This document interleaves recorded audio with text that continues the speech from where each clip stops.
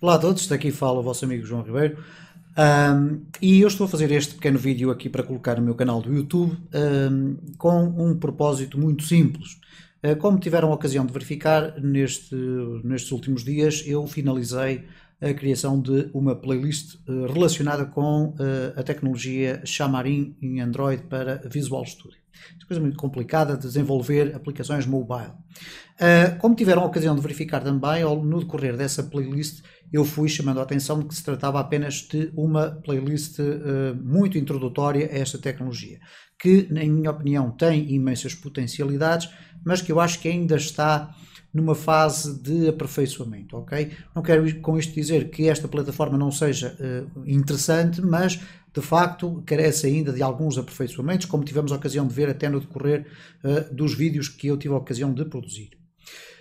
Deste ponto em diante, o desafio que se lança é exatamente este, é o que fazer agora a seguir no canal, que áreas vamos explorar, e por isso eu decidi fazer este curtíssimo vídeo, apenas para introduzir aqui algumas pistas. Porque o grande objetivo deste vídeo vai ser que todos vós, na secção dos comentários aqui por baixo, possam indicar de facto quais são aquelas matérias sobre as quais gostariam de ver os vossos conhecimentos aprimorados. E quando falamos aqui de que matérias, estamos fundamentalmente a falar de duas áreas.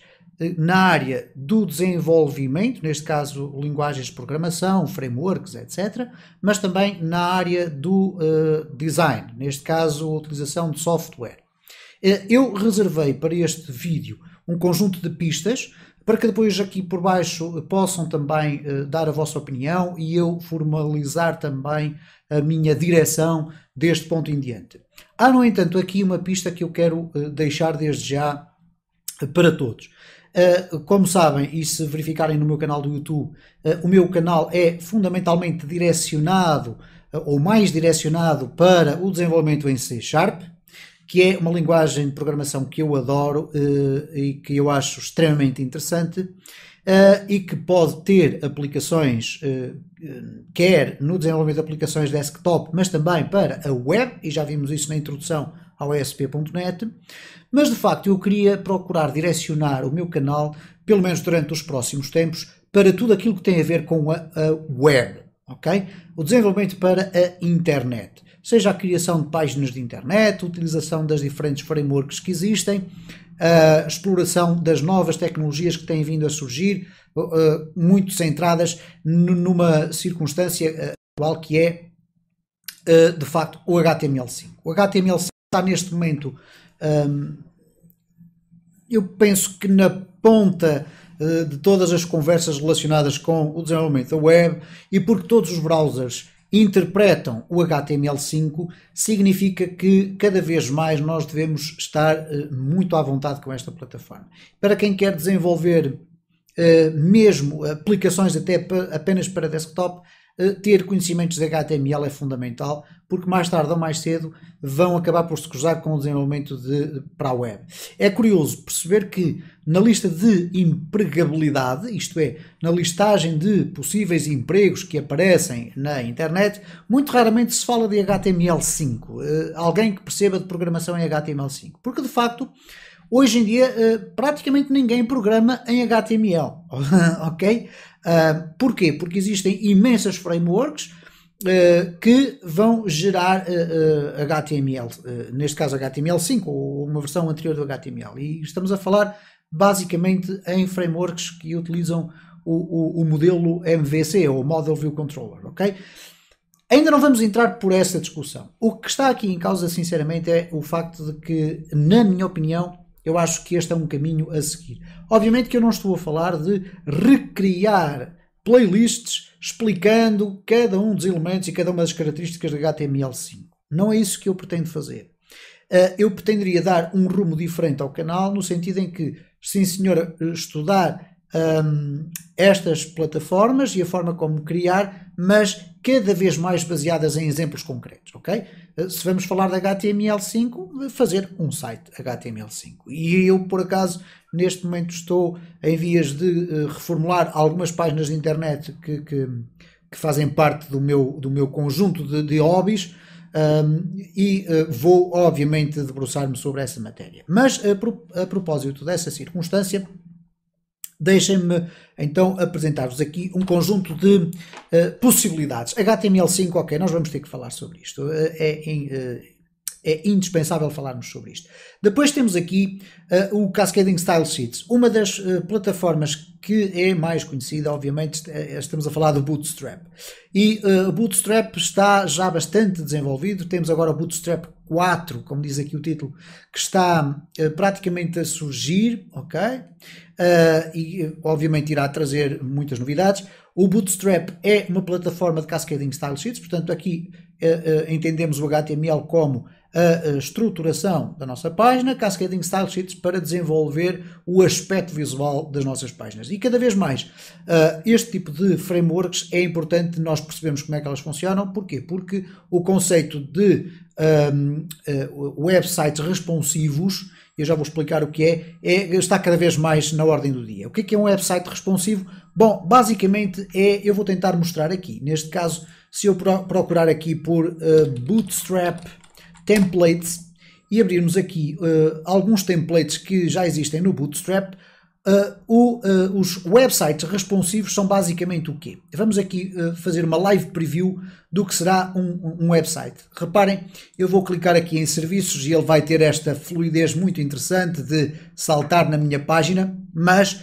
contém uma funcionalidade muito interessante e que nós podemos ver aqui neste caso no Google Chrome, utilizando as ferramentas do programador. Se pressionarem a tecla F12, vai abrir aqui um quadro que contém, e claro, este flipping é natural, ok? Porque eu estou aqui a mexer no DOM do meu, desta página, mas o que é fundamental aqui é que nós temos a possibilidade de utilizar aqui algumas ferramentas, nomeadamente esta aqui, que nos permite alterar o tipo de dispositivo no qual estamos a ver esta página. E se nós clicarmos aqui, vamos ter mais ou menos aqui um conjunto de diferentes dispositivos, nomeadamente smartphones, etc. E isto permite-nos fazer aqui um teste logo de imediato. Podemos inclusive rodar aqui a nossa página web e permite-nos ver aqui o que é, afinal de contas, um website responsivo. Ele vai responder, neste caso, é mesmo assim o termo. Eu vou aqui fechar esta parte e vamos aqui redimensionar aqui o nosso website e reparem o que é que vai acontecer. Eu vou até fazer aqui uma separação do website, ok?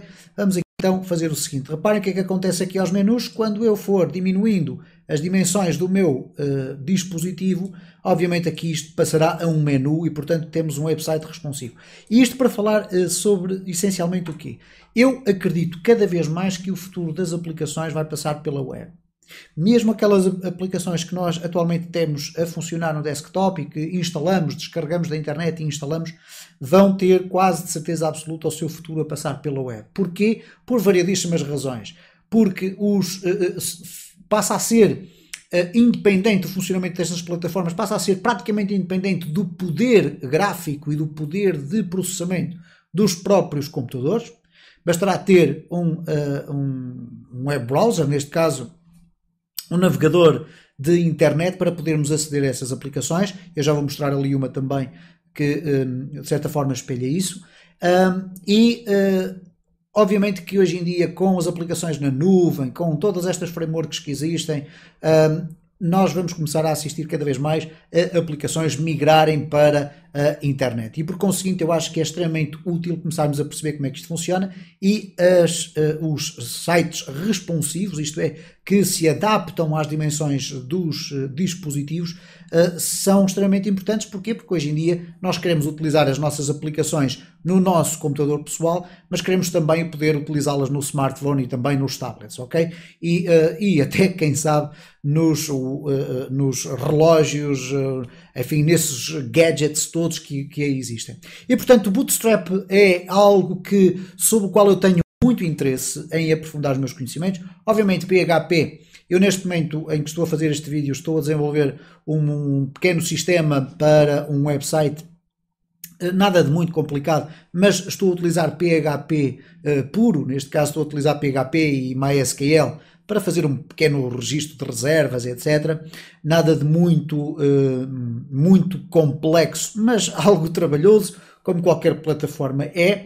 Saiu uma versão nova do PHP, o PHP 7.0, traz fundamentalmente muitas alterações ao nível da performance. O PHP está muito mais rápido na sua execução e o PHP não está em desuso, continua a ser uma linguagem de programação extremamente utilizada na internet para a criação de páginas web dinâmicas e, por conseguinte, obviamente, basta dar o exemplo do Facebook, que foi originalmente criado em PHP e continua a ter também essas funcionalidades, para além de outros exemplos. E, portanto, PHP, algo que também terá o seu interesse, não eventualmente de uma forma extremamente aprofundada no que diz respeito a PHP puro, mas, por exemplo, no que diz respeito às várias frameworks que existem desta linguagem. Hoje em dia, já não é muito frequente as pessoas programarem diretamente em PHP puro. Porquê? Para criar um website recorrem à utilização de frameworks, como é o caso, por exemplo, do Laravel. Okay? Existe a Zend, existe um vasto conjunto de outras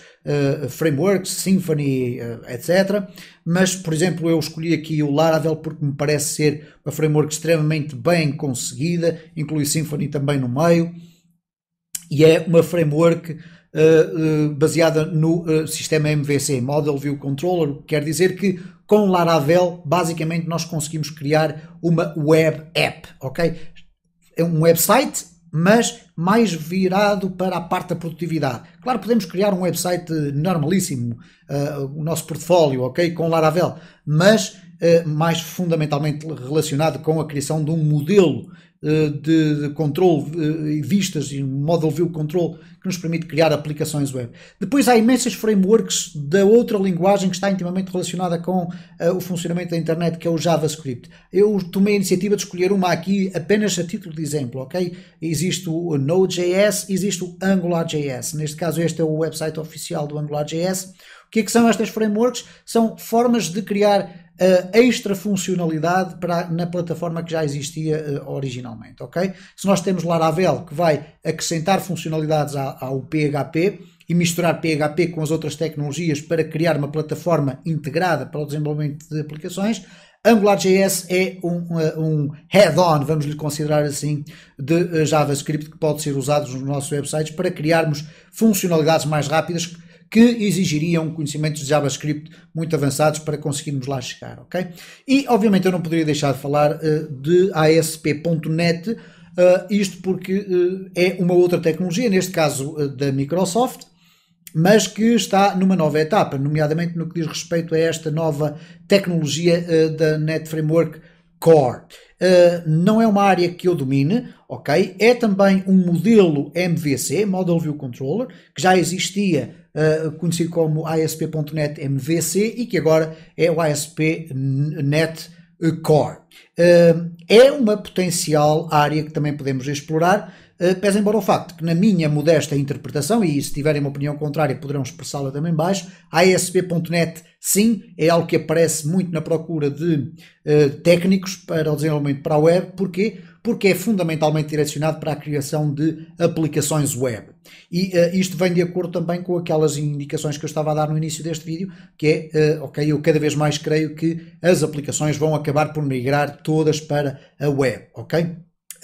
Posto isto, eu queria dizer que nos comentários podem então deixar as vossas opiniões, o que é que gostariam mais de ver desenvolvido neste website, algumas sugestões sobre o modelo que tem sido usado, ok? Se gostariam mais de ver ou com exemplos, falar sobre estas tecnologias, criando todo o envolvimento no desenvolvimento de um projeto, seja como for, tudo é válido.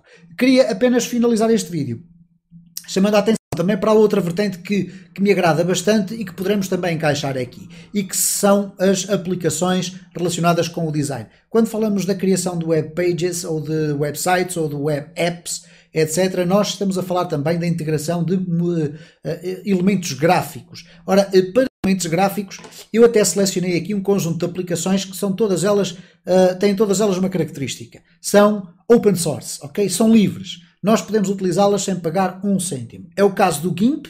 O GIMP tem um paralelo, por exemplo, com o Photoshop, ok? Em que nós podemos descarregar esta aplicação que faz fundamentalmente o quê? Tratamento de imagem, corte e costura, como eu costumo dizer, que é podermos redimensionar imagens, alterar, cortar, colar, etc. E permite até fazer ilustrações. Depois temos para desenho vetorial, algo que é uma tentativa de alternativa ao Adobe Illustrator, ok? O GIMP em relação ao Photoshop, o Inkscape em alternativa ao Illustrator. Portanto, desenho vetorial, extremamente interessante para desenhar alguns elementos dos layouts de um website, por exemplo. Se quisermos uma outra alternativa, por exemplo, ao GIMP, temos um software muito interessante que também é open source e que funciona em Windows, Linux ou Mac, que é o Krita. O Krita é também um software, mas essencialmente mais dedicado à parte artística, ok? Para desenho, temos aqui um exemplo de uma ilustração do David Revoix. Já agora, para quem não conhece, o David Revoix é um ilustrador que tem uma campanha no Patreon, onde desenvolve aqui um webcomic muito interessante, com imensa qualidade, e portanto há imensos vídeos aqui também no site do Krita para perceberem que tipo de aplicação é, e como podem verificar aqui é mais relacionada com a parte artística. O Pixlr, que é o exemplo de uma aplicação web, okay? Launch Web App. O Pixlr é fundamentalmente o quê? Uma aplicação que nos permite editar imagens, muito à semelhança do que faz o Photoshop, mas ok, eu não vou aqui abrir nada, vamos aqui procurar ver muito rapidamente o que é o Pixlr.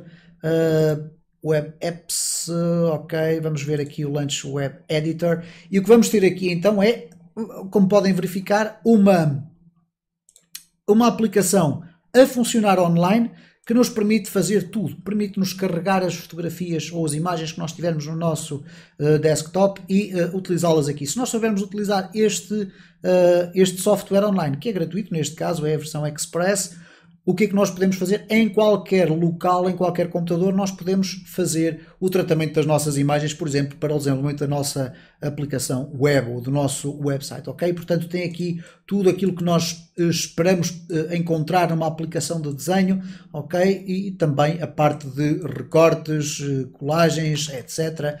E tudo isto pode ser feito, e podemos também dedicar alguns vídeos a explorar tudo isto. Finalmente, uma área que me está a despertar um interesse enorme, porque se virem no meu canal existe algum conteúdo sobre modelação 3D, e eu finalmente encontrei alguma motivação para começar a prestar alguma atenção ao Blender. O Blender é uma aplicação extremamente robusta para a modelação 3D, e portanto também é algo que nós podemos explorar aqui no meu canal. Não há qualquer problema, eu estou ainda numa fase muito inicial de explorar esta tecnologia. Aliás, todas estas tecnologias que eu estive aqui a falar não são tecnologias que eu domino de uma forma exuberante e de enorme excelência, mas o que não falta é de facto conteúdo. Finalizo então este vídeo, que já vai imensamente longo, já vai aqui com 17 minutos, e eu alargo-me sempre nisto, mas dizendo o seguinte: deixem ficar os vossos comentários neste vídeo, digam o que é que acham que seria aquela matéria que vocês gostariam mais de acompanhar. Eu sei que o meu canal tem já alguns milhares de subscritores, mas tem muito poucas visualizações. Eu também queria obviamente ver disparar um bocadinho mais, porque se os assuntos forem mais interessantes, obviamente que vamos ter mais visualizações. Mas vou então finalizar deixando aqui este desafio. Deixem ficar nos comentários qual é a vossa opinião, quais são as tecnologias, aquelas que eu mostrei ou eventualmente aquelas que eu não mostrei, e de acordo com isso eu irei fazer então a minha análise, e depois iremos então seguir o nosso caminho. Até à próxima.